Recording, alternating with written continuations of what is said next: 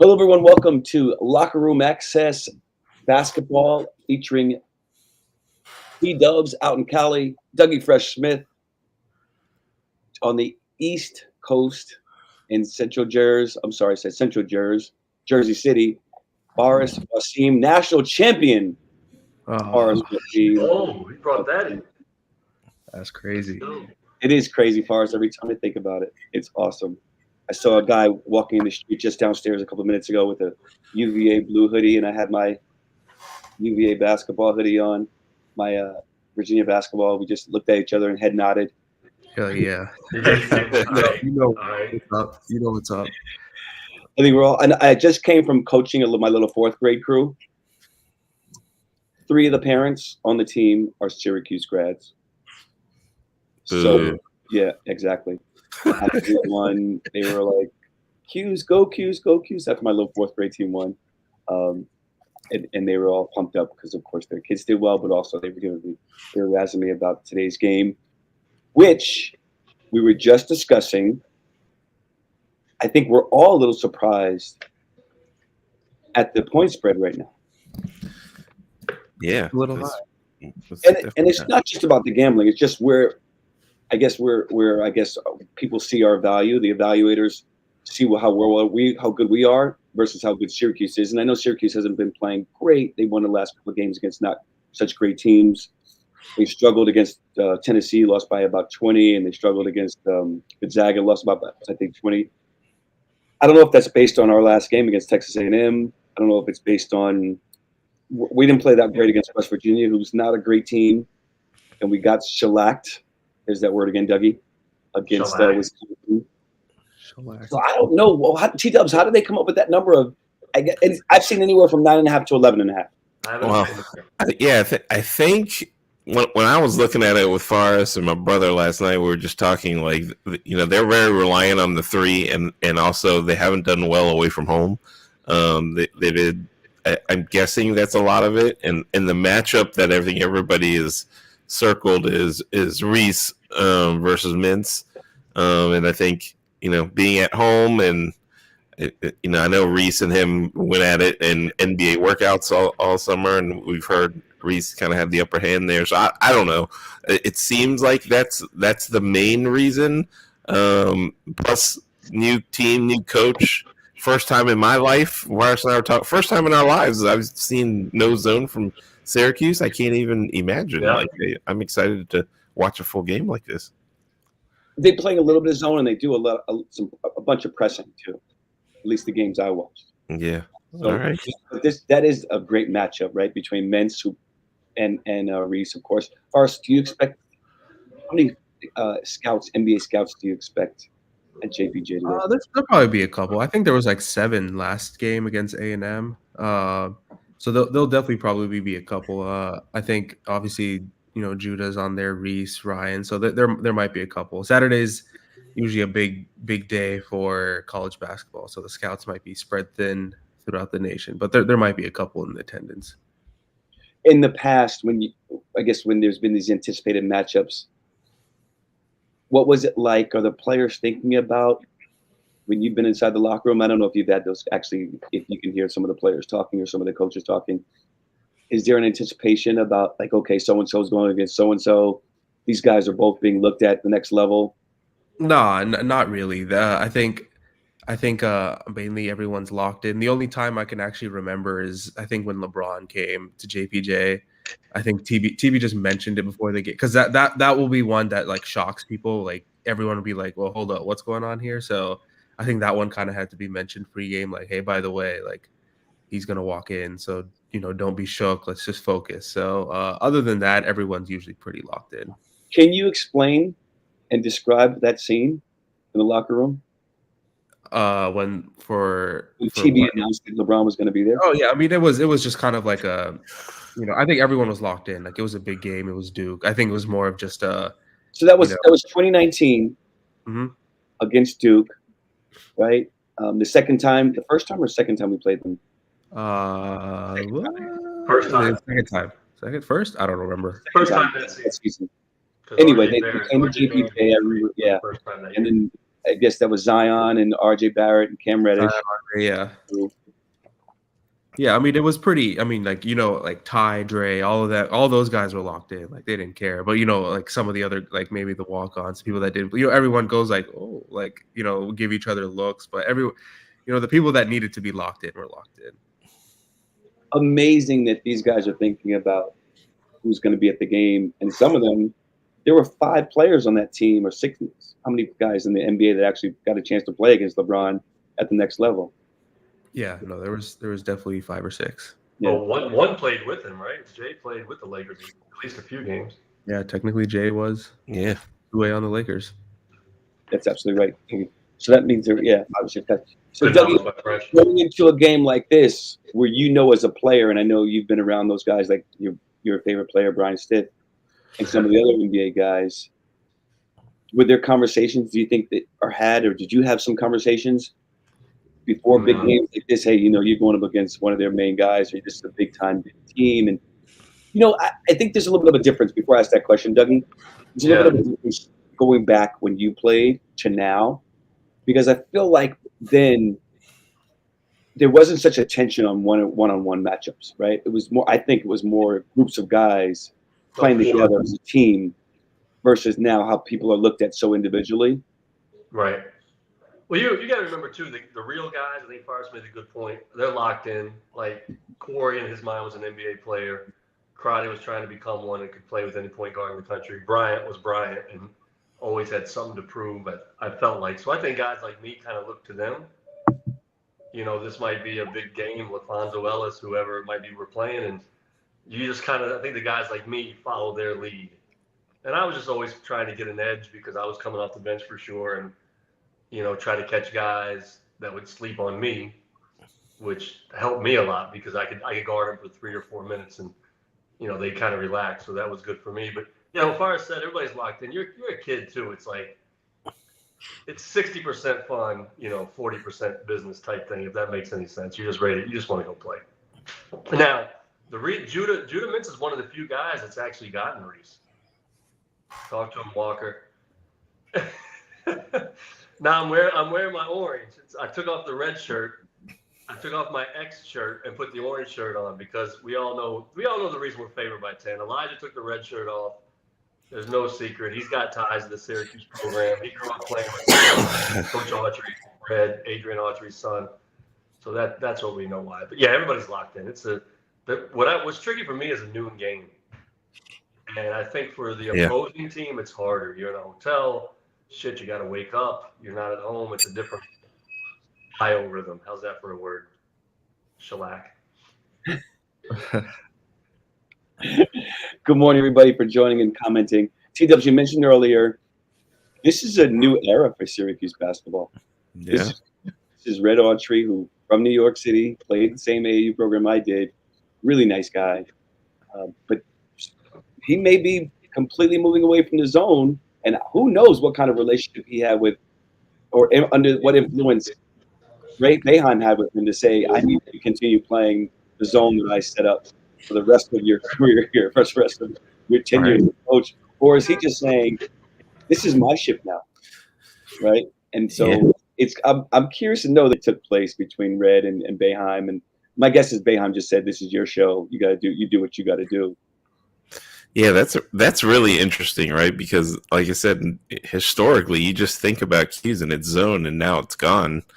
And this guy definitely, I don't know him. You guys say he's a nice guy. I've heard that a couple times. But I'm sure he wants to leave a mark on the program.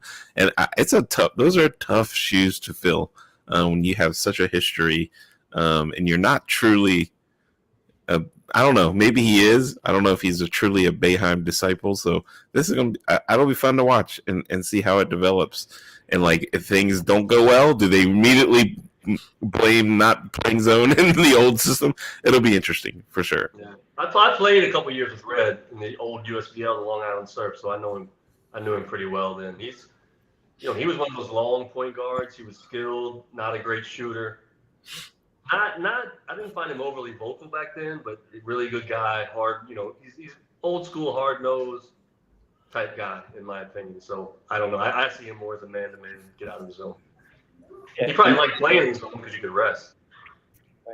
And you look at the players that Boeheim was getting over the last several years, and I wonder if he wasn't getting the top players because, it's brought up sometimes about TB, right? People use certain strategies to recruit a kid, right? Say, don't go to Virginia because they run a slow offense, right? And now I'm sure people say, don't go to Syracuse because you'll never learn how to play man-to-man defense, which is the only defense played in the NBA. It's rare that a zone is playing in the NBA. So why would you go to Syracuse and learn how to play zone when it's not preparing you for the league?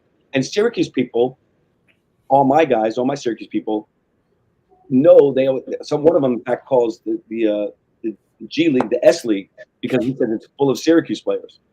Yeah. Well, so part of that is I think it's directly relates to the fact that you don't know how to play defense at the next level. Yeah. You can't know how to play defense on the NBA level without playing college man to man, right? You're certainly at a disadvantage if you go into the NBA, or you go into camps, and you go into, unless you're that super stud, unless you're Carmelo Anthony, right? But he wasn't getting those players, and I don't know why. And now all of a sudden, Red comes in. They've got some. Oh, he did get Judah Mintz, who was a high level player, but I think he signed late because I think he was going to go somewhere else first. But now they've got a kid from Notre Dame, J.J. Starling, really good player. They've got a couple other good players. They've got you can't forget our guys, Justin and Malik, right? Who are right in our backyard. Justin from Seville, right? And Malik, who is teammates with my movie at Blue Ridge.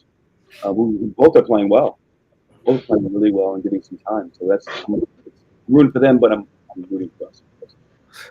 Yeah, it's a big coming home is a huge deal, man. Like, they grew up in the shadow of the University of Virginia. I think the Taylor kid was saying how he's great friends with Eli, Coach Bennett's son. By the way, Jeff Walker, Elijah will do a windmill dunk when he breaks away today. I saw that question. But Mark, the reason guys used to go to Syracuse, it was like an early tax haven. The way I understood it. So you can protect that. You can protect that NIL money in 1986 before there was NIL. So that's the reason, Marty. Well, there's the story of Sam Bowie was all set to go to Syracuse. Because I lived in Kentucky at the time. So he was all set to go to Syracuse. My buddy tells a story, and his father was very connected to the program. And all of a sudden, next thing you know, Sam Bowie's going to Kentucky with a brand new car and cash, right? But what he doesn't admit is that what you just said, Dougie.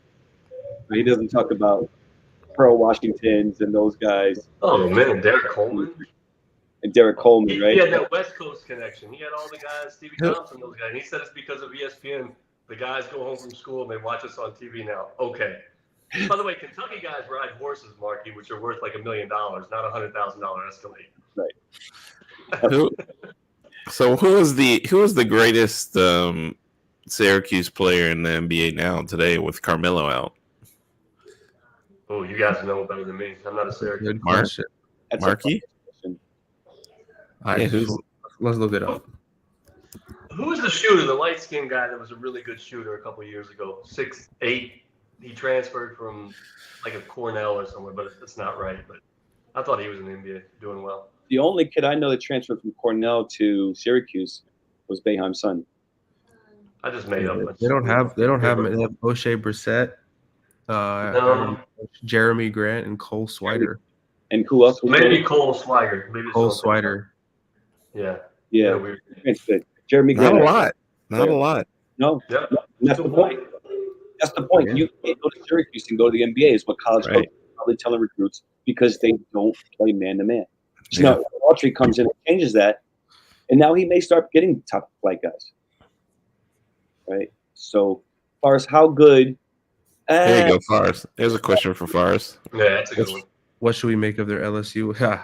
So I remember that game was on the fence, right? Like everyone was like 50-50. And then pregame, I saw like a pseudo blizzard outside of their arena. I'm like, LSU has no chance. They're not ready for that. They're not used to that. So it's more importantly than the weather, LSU is really, really, really down this year. Yeah, LSU was also not the greatest team. And Syracuse did, I think impose their will on LSU. I think they did what they want with them. They ran the floor good. They hit their shots. Chris Bell Yeah. got like 10 threes up, made like 6 of them. Yeah. Like they got what they wanted against LSU, and they got Yeah. out to a big lead.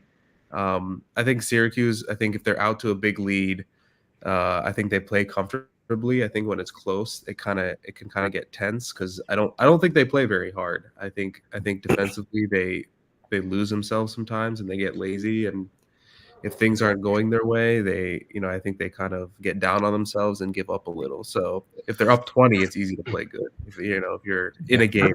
Good point. Point of reference about LSU, they lost at home to Nichols. Nichols is okay. And I don't even know if I'd call them a mid-major, right? They lost to Dayton, neutral site in the Charleston Classic. They beat North Texas by 4 at which was not that great. They did beat Wake, who I think is not great this year. They beat North Florida by 12. So again, they're down. It's not like the LSU team that we knew with the last several years. I'll say this. Here's why I think the game is dangerous. One, they probably learned a lot in Maui when they got shellacked a couple of times, and then they go home and they shoot really well and get confidence on LSU. So like they shot very poorly in Maui. If they shoot well from 3, we might be in trouble, right? Like that's where we got to watch this game. If they're hitting threes, it's a whole different ballgame with them, it seems like, right? Because they were shooting 40-50% of their shots are from 3. If those things start falling, watch out. I think that a lot of the threes come from, so it all starts with Judah, obviously, and his ability to get to the basket and drive is where a lot of those threes are created. So I think it all starts with us trying to contain Judah, stay in front of him. Obviously, there's no man I trust more than Reese to do that. So you just have to stay in front of them and limit those drives because a lot of their threes are drive kick. So it's just limiting that, and I think we'll be okay. I think the way they plays into our hand a little. Right. It does. I think we drill especially if you ever watch practice like shell drill and everything, like all right, get in the gap, stop the drive, and then the offensive will kick it out, close out, repeat, rinse. So I think they play a lot into our hands. All right, so can you explain for the audience shell drill, because some people might not be aware of what that is? Yeah, so basically like usually like 3-on-3 and coach will pass it out, and offense is basically just trying to test the defense. So they'll drive into the gap, and the help defender is supposed to be there. And then the offensive player will usually kick it out, and then the help defender has to go close out on the shooter, and then that person who catches the ball will do the same exact thing.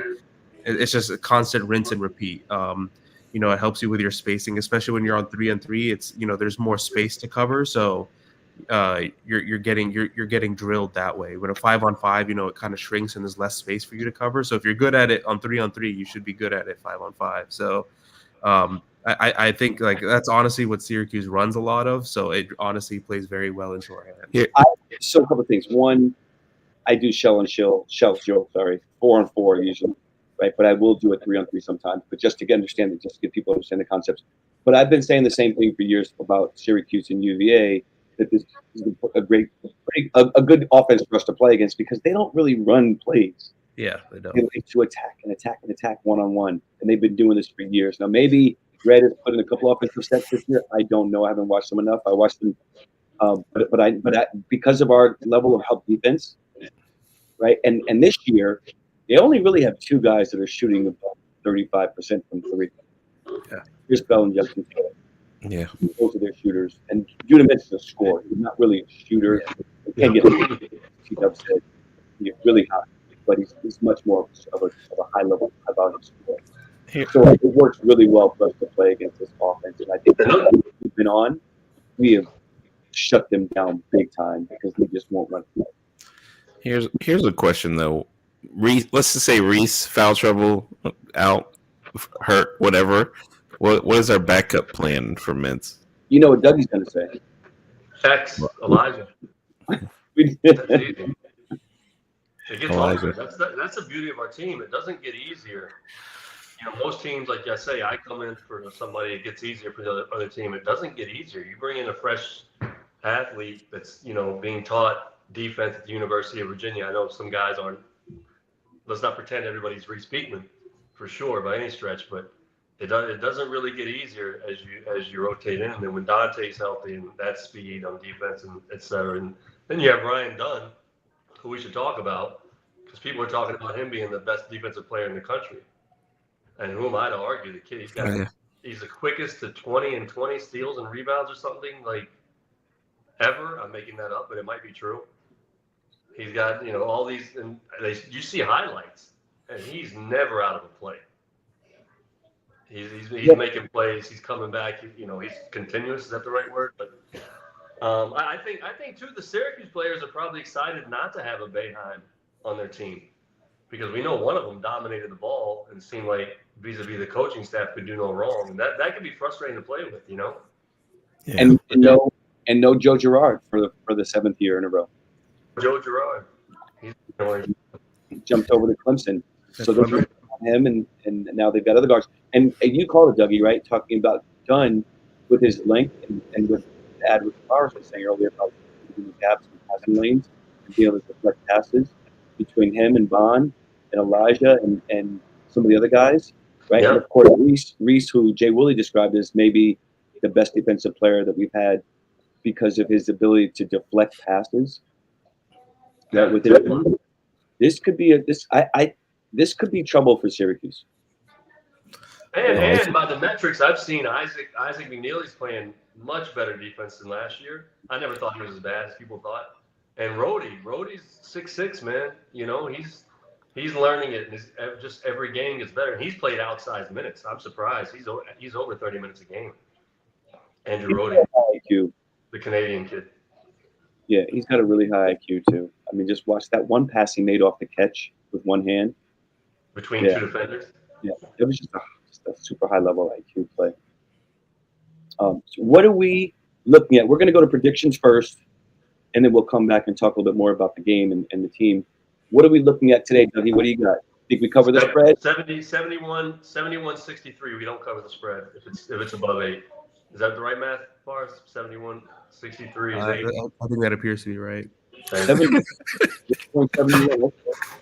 All right. 71-63. Fars, does Syracuse go to a zone if they have a hard time guarding us man-to-man? Yeah, I mean they do sprinkle the zone in sometimes. They haven't completely abandoned the zone. I think they do that when they, I think when they're defensively struggling a little. But I mean their zone isn't I don't know. It's not anything to be afraid of. So I think we'll be okay. I don't see any problems here. Score? Oh, score. I don't think we cover. I think the Saturday at noon is a big factor. It's just hard to get up for those games, and we're coming off a big, high emotional, high impact win. It's just I think we'll win. The score. We'll say 74-66 or 67. 67. It's got some high scores up there. T-Dubs. I feel like that is a high score. This is the first ACC game, especially for a lot of our guys. Yeah. I imagine our guys are not going to be pumped. I'm going to disagree with Dougie and Forrest and say our guys are going to be super pumped to play in this game, national TV, Saturday afternoon, first ACC game. This is the big time with our guys. Yeah, I think so too. I think we're going to be ready. This conversation makes me feel much more comfortable with the game than I was coming in. I'll be honest. I'm gonna go. I think we cover 57-68. I'm gonna squeak us by and cover. I like it. What about you, Mark? I'm gonna go. I think we do well defensively. I do. I think we're gonna get after it. I think we're going to play well. I think they're coming off of LSU and Chaminade. We got Buster Bennett, 58-50. Who would a prediction? Thank you for the prediction. Please keep them coming in, guys. And I think that we're going to have a great crowd. And I think that we hold them to 52 points. And I think we win 64-52. All right, cover. Yeah. I'd like to amend 60-52. I'll amend mine. I went way too high. Dougie influenced me. Exactly. the 70 was the only number I could think of, Agreed. and then in the moment I couldn't I've think of been- anything. So I've got everyone right this year, every score right, but I've been too high on the scores. So I keep getting distracted by Debbie when he's wearing the cutoff shirt. yeah, a lot of things happening. I That's all I couldn't. have. I'm Both sure. times. It's either I'm sure. this or an LRA hoodie. So Dragons got who's 68-56. We got a lot of. Yep, I like her. I do too. I do too, D. And I. Okay, yeah. We got a lot of 12-point wins. Is that because of the spread? Is 10 or 11? Is yeah, that I in would have thought it'd be like prediction? a 9-point spread. I don't know. I don't know Syracuse. I haven't seen them play, so I know us. Yeah, I went 11 only because of our spread. Otherwise, I probably would have went 10. The only thing we're guaranteed is we'll have an 8-minute scoring drought. So whatever happens, Yeah. play accordingly. It's a tradition. It's a tradition as old as time for a drought. So Guys, let's be real. It's not limited to UVA. It's not. Right? Yeah. Watch college All we football. care about is UVA. You can watch NBA basketball, and there are Really? always droughts. Yeah. Well, the NBA is a highlight league. I've said that for 10 years now. It's not a watch a game league. It's a highlight league. College, I don't think so. Bill's saying hopefully no hangover. Jen is predicting we may not have a drought. Jen's hopeful. What's up, Jen? Yeah. Dumont D. Dragon. Yes. I think we can lock them down. Dumont runs our locker room access capping system. So he does the football Saturdays. He gives everybody's picks, and he's built a couple of new wings on his house this year because it's upgraded his gym equipment from sandbags to dumbbells. What, Forrest, you got talking about Dunn. Buster Bennett just said Dunn 8 stocks. Stock. He's getting stocks now. Crazy. That's Okay. the new Steals and thing. blocks. Steals and blocks.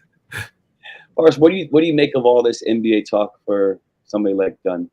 Yeah, it's exciting for him. I can't, I experienced it myself. No, it is exciting. When you're, I'm sure it's always been his dream, and to see your name on draft boards and everyone talking about your name and you're, increasing your draft stock, it's definitely exciting. I think the key there. I'm not speaking from experience, so I don't know, but I think you just kind of tune it out and you have to keep playing consistently and everything will take care of itself from there. Sometimes that's hard. I get it. Like it is the NBA and your name is associated with the NBA. So you might get caught up into that, but it's still early in the season. There's a lot of games left. There's a lot of minutes to be played. So I think you just keep working, keep your head down. And, I think if you keep consistently working at it and you show you're good, then I think everything will work out. He is a very and his parents are, and his dad especially. Yeah. They're very, very logical people, right? And I don't Good. think people that and they don't forget they have Dunn's got an older brother who plays professional baseball. Yeah. So they've been through this, right? And the dad's been through it, and the dad's not like this guy who's gets super aggressive and super crazy about something like seeing his name in the draft on the draft stock. That's right. And he's very thoughtful and mindful of what's out there, I think.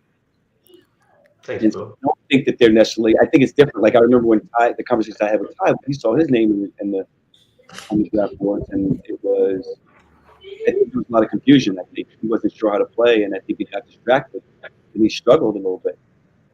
And there were some conversations, and I know that some of the players fortunately do have sports psychologists to bounce things off of at UVA, which was very helpful for a lot of them. I think Kyle saw. Yeah, who's the sports? Who is it? Who's the sports psychologist? Is it It used to be Bob Rotello. Now is Coach Perrin involved? Tom Perrin? Yeah, I think it's Coach Perrin. Yeah, I think that name's familiar. Forrest, if you don't know, TP. if Forrest doesn't know, I'll come back and I'll confirm if it's Perrin or not. I think Aaron does sound familiar. I don't know. I mean, I don't know who it is now, though. Now, Ryan, the thing about Ryan, it stems from his family, to your point, which I've got a chance. I mean, you guys probably know him better than I do, but I had a chance to talk to his mom and dad. And, Ryan's just got a natural matureness about him, I feel like. I'm not sure how he is as a kid and all. But when he talks and he does things, it might be the Long Island, the New York in him. He's got that accent, and his brother obviously. But I think he looks at how I'm going to get better type thing. What I don't think he dwells on what he's done great. I think he's a guy that wants to get better and better. That's how it comes across to me. I don't know. Somebody asked the MVP of the game. I think Reese is going to have a big one. It's got to be Reese. Okay, I was going to add one more thing. We do have a special for Locker Room Access. Free VIP, month of December. Hit the site, sign up. You get all the Who's Got Next exclusive content. You get Forrest is anonymous on there, and you can try to figure out who he is. Check it out. That's all I can say. It's great. Dougie's on there every day. Oh, thank you. Mark and I are secretly on there. But yeah, check it out. I think you'll like it. Support the crew. Did you guys see WFS Who's at 112 the Who's today? Yeah. I think he might be on his 17th 100 career. 112. What is that? 17th career today. What's that? Can you repeat what that means for free VIP for the month of December? Yeah. So normally it's $10 a month. For December, it's free. Just sign up on the site, and you get added to exclusive Who's Got Next blogs, and it unlocks a forum for you for the VIP. So you'll see all of our forum, and usually the big difference is really there's a lot of like inside information in there that we get that will pass through the VIP because we know it's just UVA fans that love it. There's no competitors in there. As Jay Willie likes to say, they're watching, but they're not paying. So that's a nice little hint there. For why we lock it behind VIP, and people are more comfortable sharing if it's VIP only because it's less like just public info. And our crew is great. They don't really share. They don't throw it on Twitter. I mean, every once in a while we'll have to do a cease and desist, but for the most part, it stays. I think you'll like the community we have, and Fresh is a big driver of that. It's great. It's fun environment. It's not very toxic. It's actually a very positive community, which is unlike many online communities out there today. That was Mark's big thing when we started this, to say, I don't want to go on there and see a bunch of trash like some other sites. So we try to keep it as clean as possible. So I think basically the best way to describe the VIP is like living like Mark Jerome does every day. Like wherever you go, you're treated better. You sit in the front row, and that's kind of the VIP experience that we get on Locker Room Access. A day in the life of Mark Jerome. All right. The buffet is always free. Hey, another quick matchup to look for: Isaac McNeely and Justin Taylor. Those guys going head to head. Thanks, Jim, for letting us games tipping off. Thanks everybody for joining us. We will see you at the half.